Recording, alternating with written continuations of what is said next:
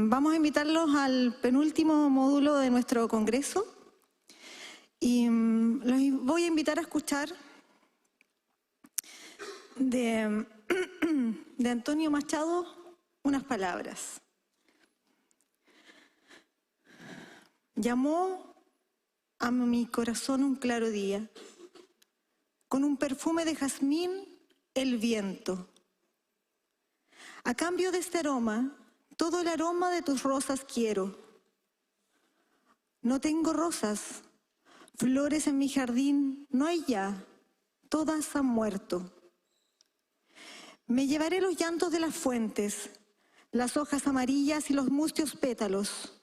Y el viento huyó, mi corazón sangraba. Alma, ¿qué has hecho de tu pobre huerto? Alma, ¿qué has hecho de tu pobre huerto?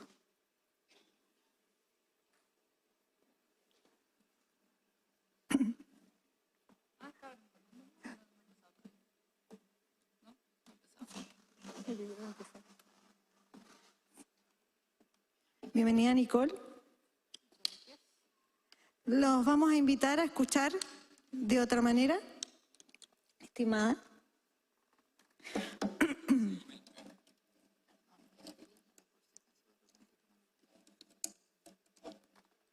¿Sí?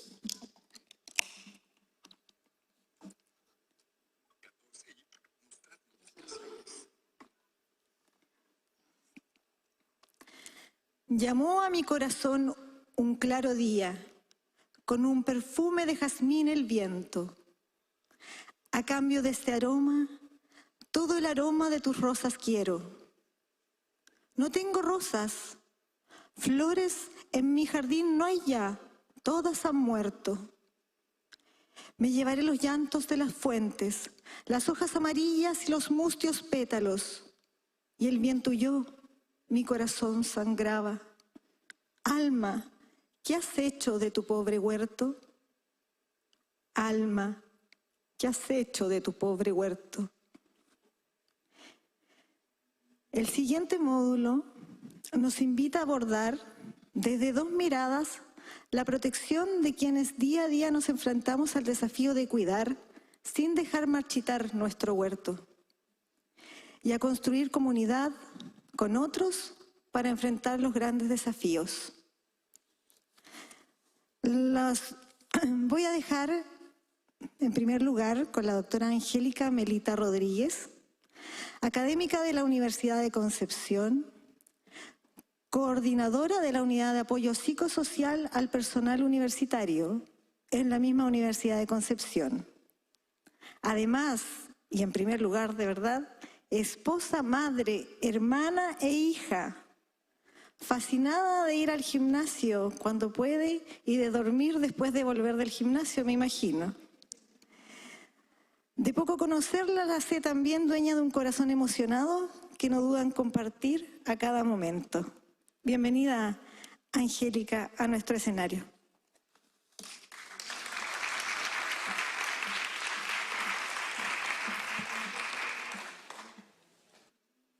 Micrófono de solapa. Buenas tardes, doctora. Lento, tranquila. No se acelere. ¿El micrófono móvil está por allá? Bueno, mientras, si es que me pueden facilitar el micrófono de solapa, pero por mientras los saludo, muy buenas tardes a todas, a todos, a todes los que están acá, las que están acá presentes. El tema que me corresponde compartir con ustedes es herramientas de coaching y PNL o programación neurolingüística en humanización en salud. Cuando se me planteó la posibilidad de presentar este tema, es un gran tema, así que se los traigo de la manera más práctica posible y cómo enlazar esta temática con la humanización en salud.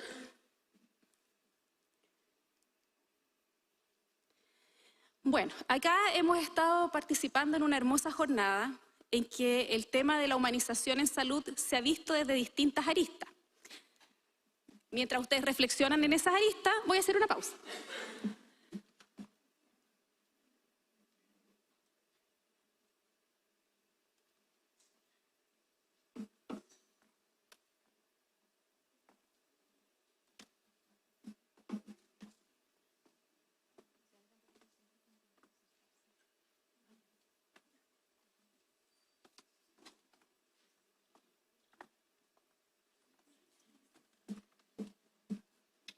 Ya.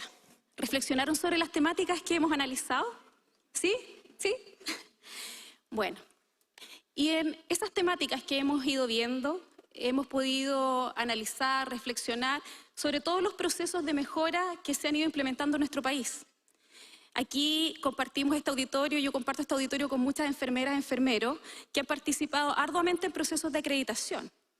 Entonces, si continuamente estamos trabajando en estas mejoras en nuestro sistema de salud y vamos viendo que hemos ido avanzando, yo me pregunto, ¿ahora sí? Ahora salgo de ahí, salgo de ahí. ¿Me escuchan ahí? Eso sí, me sentía como enclaustrada. Entonces, yo me pregunto, ¿por qué hablar de humanización? ¿Por qué hablar de humanización? Señor, ¿por qué hablar de humanización? Sí, usted, le estoy preguntando a usted. Nos hace bien.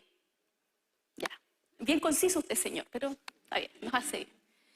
Bueno, esa ha sido como la gran reflexión que hemos tenido durante esta jornada. ¿Por qué hablar de humanización? Si en el fondo somos seres humanos. Y esa es la esencia nuestra. Somos humanos que de una u otra forma cuidamos a otros humanos. Entonces, ¿por qué hemos tenido que llegar a emplear este término de cuidado humanizado desde el mundo de la enfermería o la atención humanizada? Y yo me digo a mí misma, esto es porque es necesario utilizar este término, que a mí no me gusta mucho, pero es necesario para poder realzar una realidad que está presente y que ya hemos compartido durante distintas exposiciones. Porque el lenguaje, y esto es parte de la ontología del lenguaje, del coach, el lenguaje construye realidades. Y cuando me dicen que hay deshumanización, evidentemente, me doy cuenta de que esto me hace ver que hay un problema al cual tenemos que activarnos para darle algún tipo de solución. ¿Y cómo llegamos a esto? Hace ya varios años que todos nosotros y todas nosotras nos hemos dado cuenta de ciertas prácticas en el área de salud que están lejanas a lo que se concibe como una atención humanizada o cercana con la otra persona. Sin embargo, la pandemia del COVID nos vino a mover el piso. ¿Sí o no? Sí, sí. Nos vino a mover el piso en distintos ámbitos. Y fue muy duro, especialmente yo les hablo desde mi realidad, soy mujer, me presentaron, ¿no es cierto?, mamá, esposa, profe, etcétera. Entonces yo me volví mono. Y hoy día me miro aquí y digo, no sé cómo estoy aquí, bastante resiliente he sido, porque pasé por esa experiencia dura que me dejó muchas lecciones. Y creo que a muchos de nosotros igual. Y que puso a prueba el temple humano y puso a prueba nuestras capacidades de afrontamiento frente a una situación de crisis. Pero en el ámbito de salud y para las colegas, para los colegas, para todo el personal de salud, mi percepción es que esto fue mucho más duro. Porque eran arduas jornadas laborales, era enfrentar la incertidumbre cuando recién aparece la pandemia y no se sabía muy bien el mecanismo de transmisión del virus y veíamos que más personas ingresaban a los sistemas de salud altamente demandados. Entonces esto generó un gran desgaste en el personal de salud y que nos dejó imágenes como esta, que es muy decidora. La imagen transmite, por lo menos a mí, y a lo mejor lo comparto con muchos y muchas de ustedes, el dolor de esta mujer. No sé si es enfermera, si es médico, si es tecnóloga, pero veo tristeza en sus ojos y el dolor de lo que implicó el trabajo arduo en los distintos sistemas de salud. Y eso evidentemente deja marca y evidentemente uno no puede decir como, pasó la pandemia y sigamos como si nada hubiese pasado. Si a nosotros nos pasaron cosas. Y en este contexto es en el cual hoy día estamos tratando de instaurar prácticas más humanas y más humanizadas. Pero esto también está en una realidad y en un contexto social en el cual hoy día vivimos. Entonces la pandemia nos enseñó a usar métodos tecnológicos para poder comunicarnos, que son súper válidos, pero a veces no equilibramos o no sintonizamos el punto preciso de decir, lo utilizo esto para un bien y no para despersonalizarme, porque en el fondo estamos en la era de estar altamente conectados Yo puedo hablar con mi familia que está, ¿no es cierto?, en el extranjero, como si estuvieran al lado mío, pero sin embargo estamos altamente desconectados, porque pasan situaciones como la que se ve en la fotografía en la imagen superior. O lo mismo, acá es súper bonito ver el auditorio, porque aquí los tengo a todos aquí. Y es bonito ver que están atentos o atentas, porque los celulares realmente nos han venido a sacar a veces de esa conexión con el otro. Entonces a veces estamos ahí con el celular. Yo veo a los estudiantes, estoy dando la clase, están con el celular. Entonces, claro, la mente se va hacia otro lado. No está realizando esa conexión tú a tú. Por otro lado, estamos en una sociedad también, por todo lo que ya les he mencionado, altamente reactiva, agresiva, violenta. Y ese es el medio en que nos desenvolvemos. Y esto significa, en el contexto de lo que estamos conversando, no justificar, no crean que estoy justificando, pero sí comprender por qué de repente las personas tenemos ciertas actitudes. Y es porque hay una mochilita que llevamos detrás. Y esto es parte de una pequeña pincelada de mi tesis doctoral, entre paréntesis, la que validó el instrumento de cuidado humanizado para Chile fui yo. Así que la que quiera ahí lo puede tener. A las personas que me lo han solicitado, yo siempre se los entrego, no hay ningún problema. ¿Ya? amelita@udec.cl. Y bueno, y de esa tesis, la parte cualitativa me hizo llegar a estos resultados, en donde emanaron que cuando hablamos de la humanización del cuidado, aclaro igual que esto fue trabajado con enfermeras y enfermeros, salían estas dimensiones. Y de esas dimensiones les voy a compartir alguna, esta está en letra clarita, porque aquí habla de lo que era la humanización del cuidado, no se visualiza bien, pero lo que decía ese discurso era que el cuidado humanizado era el cuidado más perfecto. Y ahí viene de nuevo la ontología del lenguaje. ¿Qué es perfecto? ¿Qué es perfecto para ti, Froilán? Cuando viene la palabra perfecto, ¿qué es perfección?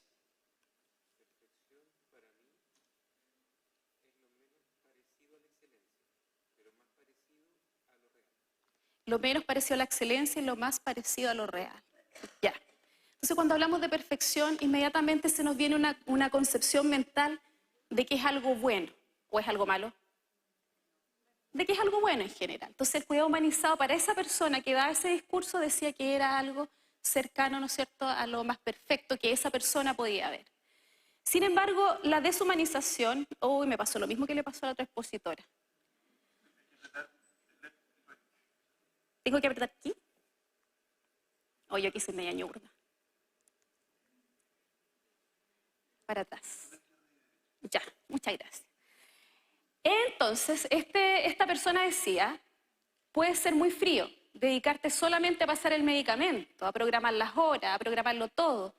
Podrías hacer y andarías excelente, andarías como un reloj. Pero ¿cómo se sentiría el paciente? Entonces, ese discurso yo lo seleccioné de varios porque nos va conectando con el tema de nuestro congreso, que no tenemos que perder el norte.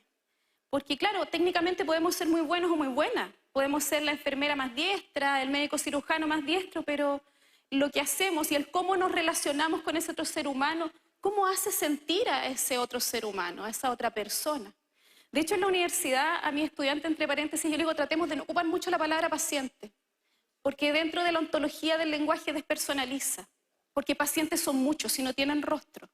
Pero cuando yo hablo de persona, un ser humano, y más encima ese ser humano logro ponerle un nombre, estoy identificando a quien es mi referente, a esa otra persona.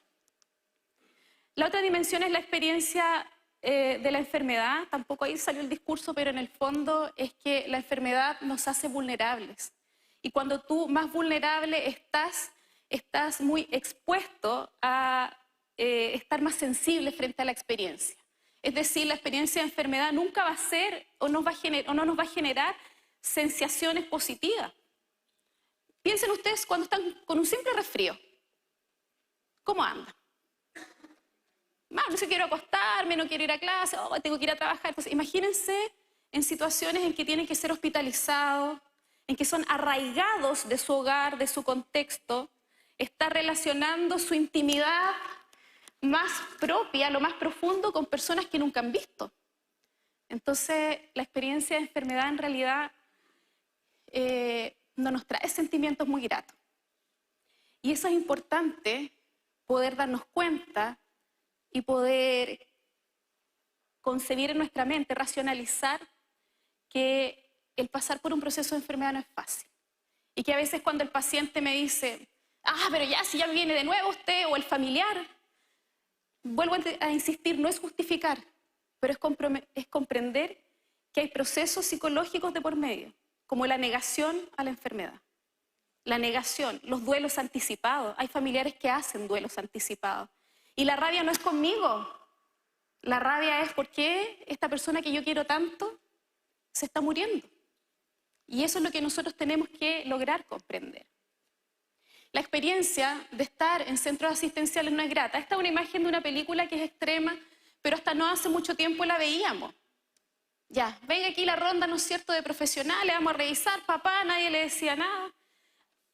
Me acuerdo que el año 2017 me tocó vivenciar una situación así, en que para mí, mi experiencia con mi estudiante ocurrió una situación positiva dentro de lo desagradable que estaba haciendo el contexto, que un médico de repente le dice a sus colegas, paremos, y le dice a la persona que está ahí acostada, dice, señor, ¿usted entiende lo que nosotros acabamos de decir? Y el caballero así como, no, porque estaban hablando de un tumor renal. Entonces dice, mire, yo le voy a explicar. Y ese médico se dio el tiempo de explicarle de manera muy sencilla a la persona lo que ellos habían descubierto en unos exámenes. Y ese médico le dice después a su colega, ya, pero vamos, el resto lo vemos afuera. Entonces dije, qué bien, porque ese médico tuvo la capacidad en ese momento de darse cuenta, de racionalizar el momento, el proceso y abordar la situación de lo que estaba ocurriendo. Lo mismo, ¿no es cierto?, cuando hablamos de la unidad de cuidados, de paciente crítico, se nos viene algo así a la mente. Muchos de ustedes a lo mejor trabajan en esas unidades, pero si es su papá, su mamá el que se va a esa unidad, ¿qué va a pensar usted? ¿Qué es lo que se le viene a la mente? Que su familiar está grave. Y después de ese viene un segundo pensamiento, ¿no es cierto?, que es que se puede morir. Ese es el contexto de nuestra familia, de los familiares que llegan allá. Y aquí surge otro concepto también, que eso es para otro tema y no me va a dar el tiempo, pero tiene que ver con la empatía y la compasión. La empatía es una palabra que igual yo siento que ha sido muy manoseada, porque desde el punto de vista de la psicología dice que la empatía se puede trabajar, pero si yo no he vivido esa experiencia es muy difícil que yo pueda lograr esa real empatía con el otro, porque nunca yo he estado en una UCI, entonces yo no sé lo que es estar en la UCI como paciente. Pero lo que podemos hacer es el ejercicio racional, la comprensión y la compasión. Es decir, en realidad nunca he estado yo en la UCI como paciente, pero puedo entender y comprender lo que se debe sentir estar en esa cama. De esta misma investigación salieron dos categorías, emanaron dos categorías de la deshumanización del cuidado, y rápidamente les quiero mostrar algunos factores. Bueno, esto es de los discursos, y aquí traje frases que a mí como investigadora me impactaron mucho de los profesionales de enfermería cuando les pregunté sobre cuáles podían ser factores que influían en el tener a veces prácticas un tanto distantes de las personas a su cuidado. Estoy mecanizado, no tengo tiempo, la carga laboral. Y esta sí que a mí me llegó, es que a veces me olvido de que son personas. Y eso es real, es parte de la investigación. Y bueno, y todo lo que yo investigué me llevó a identificar factores que eran externos a los profesionales y que inciden en esta deshumanización. Procesos muy burocráticos, normas poco flexibles, la infraestructura, recursos físicos, el predominio de un paradigma biomédico. Pero también hay factores que eran propios de enfermeras y enfermeros, y no sé si aquí los comparto yo con otros profesionales, tal vez sí. Pero como les vuelvo a recordar, yo trabajé con enfermeras y enfermeros. Sobrecarga laboral, falta de empatía, y aquí hay uno súper fuerte, el cosificar al ser humano. O sea que pasa a ser una cosa más. El de la cama tanto, la neumonía tanto. ¿Ya? Entonces es darle esa concepción como de objeto y no de persona. Y estamos ahí, ¿no es cierto?, resumidos en esa imagen lo que yo ya les he mencionado. Por lo tanto, esto desemboca en que me di cuenta en la investigación que había muchos requisitos para poder entregar cuidado humanizado o una atención humanizada. Y creo que muchos de ellos ya lo han conversado los colegas expositores en esta jornada. Y como ven ustedes, demanda una gran... una demanda, ¿no es cierto?, abocarse a desarrollar estas competencias de manera exhaustiva.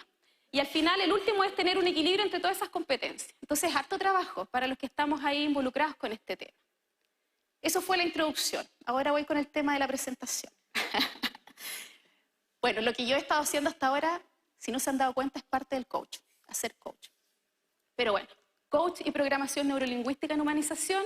¿Qué es la programación neurolingüística? En el fondo, esto es muy resumido, tiene que ver con el poder de la palabra y cómo la palabra habla de nosotros mismos. Voy a traer un ejemplo.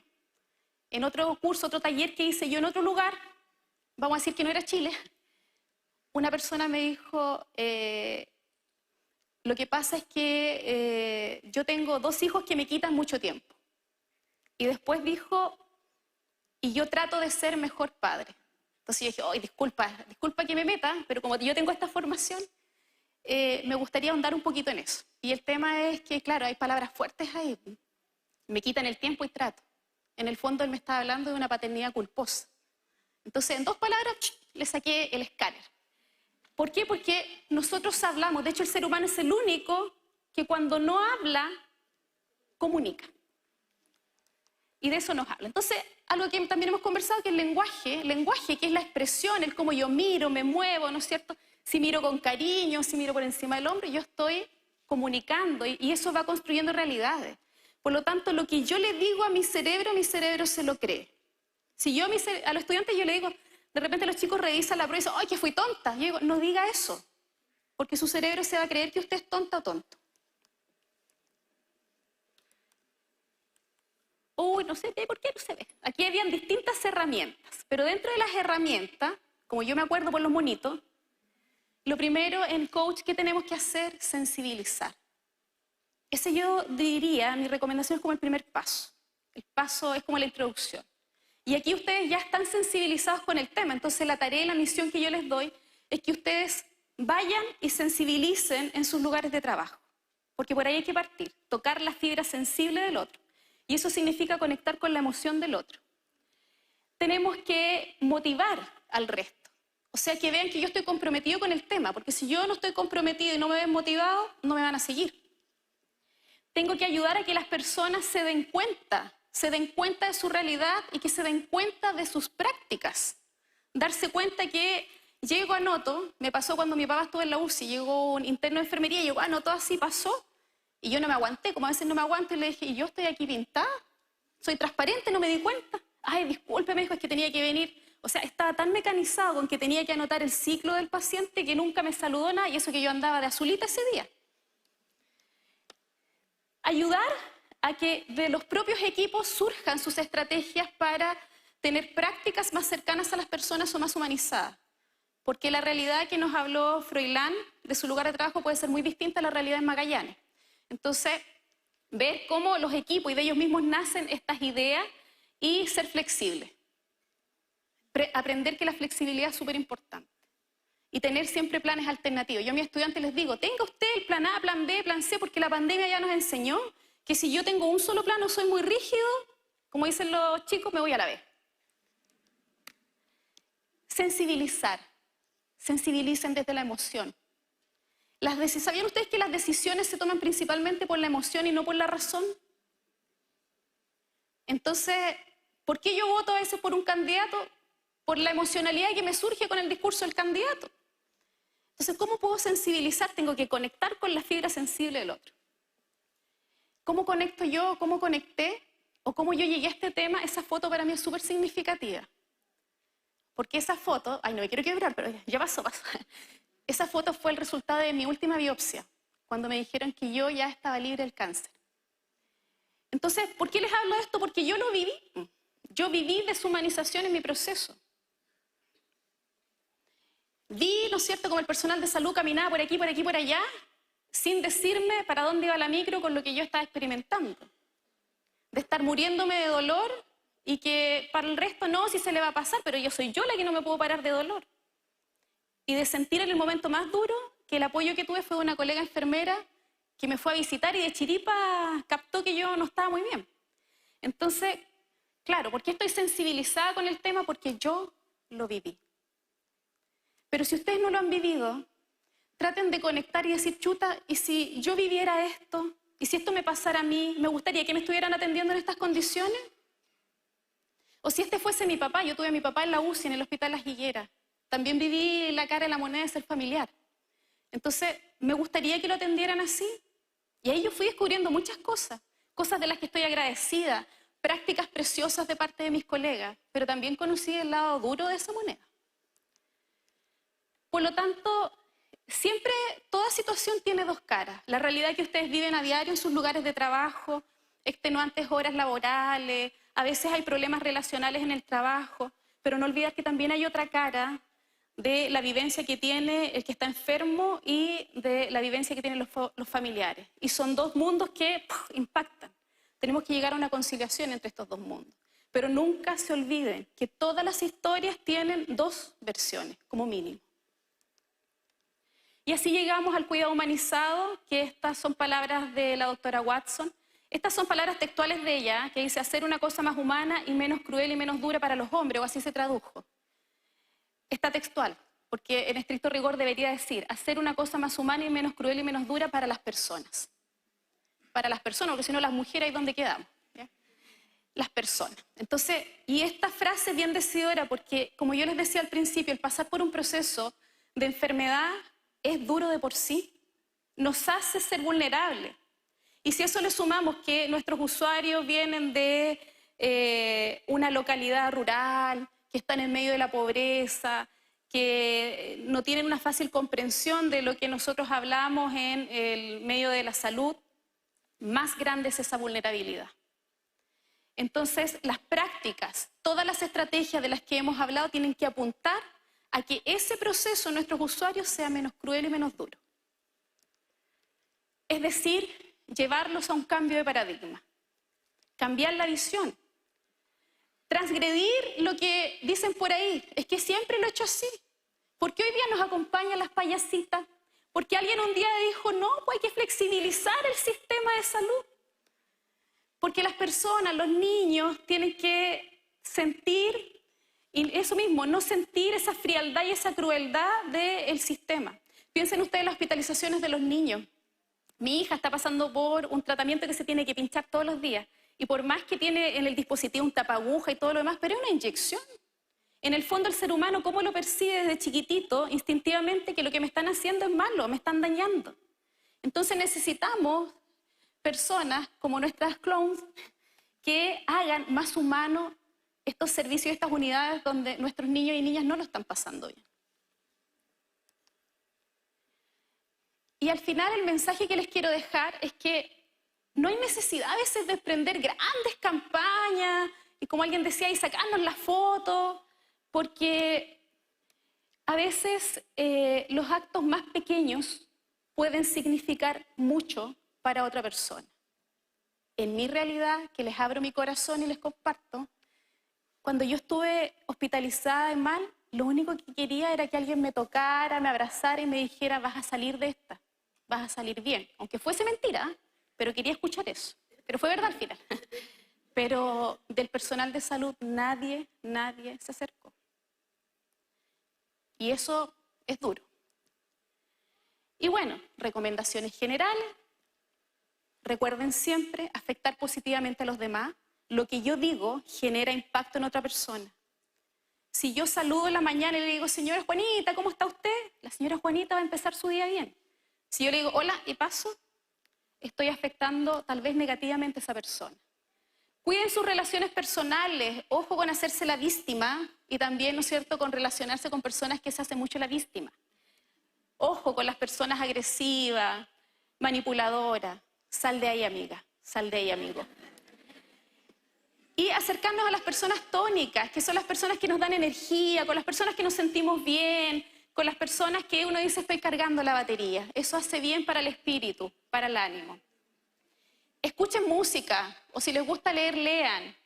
O si les gusta dormir, comen y duerman, si no es pecado dormir, el cuerpo lo necesita. Comparta sus preocupaciones. Nadie está solo, sola en el mundo. Siempre hay alguien ahí que nos puede escuchar. pero también a veces es necesario verbalizarlo, porque no todos tenemos la bola de cristal para decir, oh, necesitas hablar. Entonces también busquemos y pidamos ayuda cuando lo necesitamos. Adopten una actitud constructiva, acéptense a ustedes, nadie es perfecto aquí. ¿Ya? A veces las enfermeras tenemos el mal de las Florence Nightingale, así como perfección. Y perfección para todos, para todas, todo perfecto, todo puro, pulcro. No es así. Yo soy súper imperfecta, me equivoco. Y trato de transmitirle a usted el mejor mensaje, pero no me midan con la misma vara porque puede que algún día yo me equivoque. Entonces uno tiene que aceptar su humanidad, porque el humano es un ser perfectamente imperfecto. Y no se olviden nunca que lo más importante es disfrutar la vida. No hagan planes así como, es que en 2 años más me voy a Miami, porque puede que no pase. Yo tenía varios planes y de repente me di cuenta que te llega un ladrillo en la cabeza y te fuiste buena. Entonces disfruten que esto es la vida. Para eso vinimos al mundo, para ser felices. Y lo más importante, no estoy terminando justo con el tiempo, no se olviden de vivir. Y que el trabajo es de todos y de todas y de todes. Muchas gracias.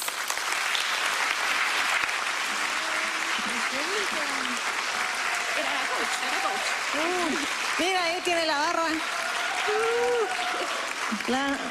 Bravo. Bravo, Angélica. Muy agradecida de tu participación en la red y tu ponencia de hoy. Le entregamos un regalito, un detallito de parte de nuestra red.